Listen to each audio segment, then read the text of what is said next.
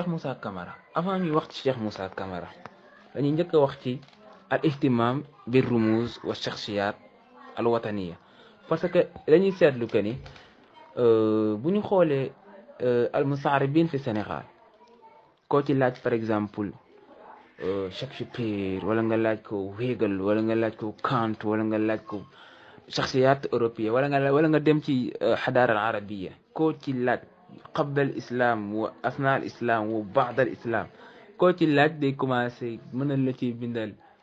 ay buxuus anhum mais boo ñëwee dugg ci turaasam xatta tariqat duxul islam ou tariqat duxul lugha al arabiyya fi watanihi la yumkin taxaddus anha xadisan tawilan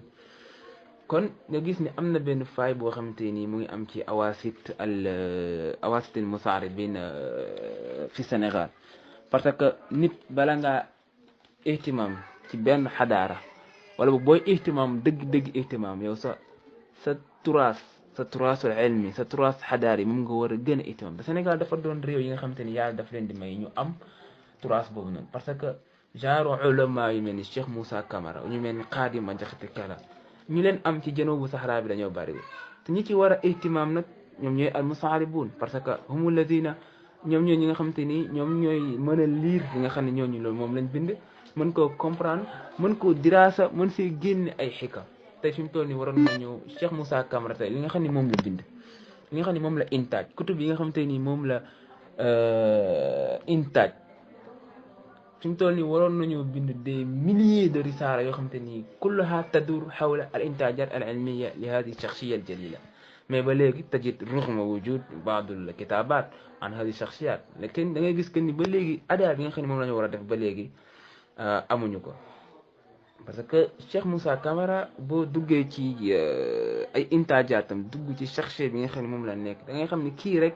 doy na sëkk Sénégal waa mustaaribin yëpp ihtimam ci jëm ci liggéey bu mag a mag aussi da ngay xam ne tamit que ni Sénégalais yi mustaaribin awalan am nañ liggéey bu mag a mag tijaaha hadihi shakhsiyat wa tijaaha intajatihim al ilmiya kon léegi ñu dugg direct ci Cheikh Moussa Camara ruma al waxtu sayudaahimuna mais dinañ ci wax tuuti rek léegi usboo bala di ñëw ñu laaj ci élage yi nga xam ne li ñuy wax yëpp day nekk ci هذه شخصية الجليلة. إذن هذه هي الفقرات التي يجب أن نتحدث عنها في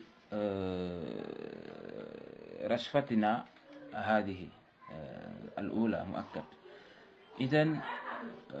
تعتبر شخصية الشيخ موسى كمر من أبرز الشخصيات الذي خدموا للغرب الإفريقي باللغة العربية،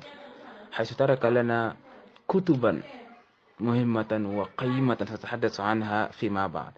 لكن يمكن اعتبار أبرز تلك المؤلفات كتابه ظهور البساتين في تاريخ السوادين. يقول البروفيسور شيرنكا في كتابه من أعلام الفكر الإسلامي في السنغال بين قوسين الشيخ موسى كامرا: لقد صارت معالم هذا الشيخ العلمية والثقافية معلومة ومنتشرة في كافة جهات فوتا تورو وفي مختلف الأقطار السنغالية وغيرها من أقطار العالم، سواء في أفريقيا وآسيا وأوروبا وأمريكا، حيث يأتي الباحثون إلى السنغال من كل هذه الأقطار للدراسة والبحث في إنتاجه العلمية. إذن هكذا قاله البروفيسور تشيرنو حبيبكا. لكن للأسف نجد بأن الشعب الوحيد الذي لم يهتم بتراث هذه الشخصية الجليلة هو شعب سنغالي، حيث نجد حتى أن النظام التعليمي الحكومي في السنغال لا يهتم بهذه الشخصية الذي يجعل المستعربين بأنفسهم يتحتم عليهم أن يبذلوا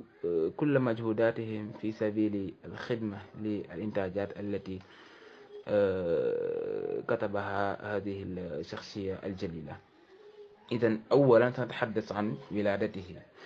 فيذهب الدكتور عامر سام في كتابه الأدب السنغالي العربي إلى أن الشيخ موسى كامرا ولد عام 1863 في قرية تسمى بجورجي سامبا جوم. هذه القرية واقعة في مدينة نجوم مدينة نجوم أو مقاطعة نجوم واقعة أيضا في إقليم ماتم شرق السنغال. لكن نجد بأن الدكتور تشارنوكا ترجح ولادته في 1864، وهذا ما يدل على أن هناك اختلافا في تاريخ ولادته. ولعل السبب الأساسي في هذا الاختلاف هو أنه بنفسه لم يرجح تاريخا محددا أثناء ترجمته لنفسه. معروف بأن هذا الشيء قام من المؤلفات التي أنتجها هذه الشخصية، أنه قام بتأليف كتاب يترجم فيه نفسه. هذا الكتاب اسمه تبشير الخائف الحيران، حيث يقول في هذا الكتاب: قد ولدت في كوريكي سامباجوم أو في غوريكي سامباجوم، اسم قرية في دائرة ماتم، في عام شرف، وشرف يساوي 1280 هجري الموافق 1863، وقيل عام أشرف الموافق عام 1281 الموافق عام 1864، وقيل أيضا عام 1279 الموافق عام 1862 من الهجرة النبوية عليه أزكى صلاة وأتم تحية. إذا هكذا قاله في كتابه تبشير الخائف الحيران. إذا هذا يدل بأن حتى تاريخ ولادته مختلف فيه، لكن الباحثين والعلماء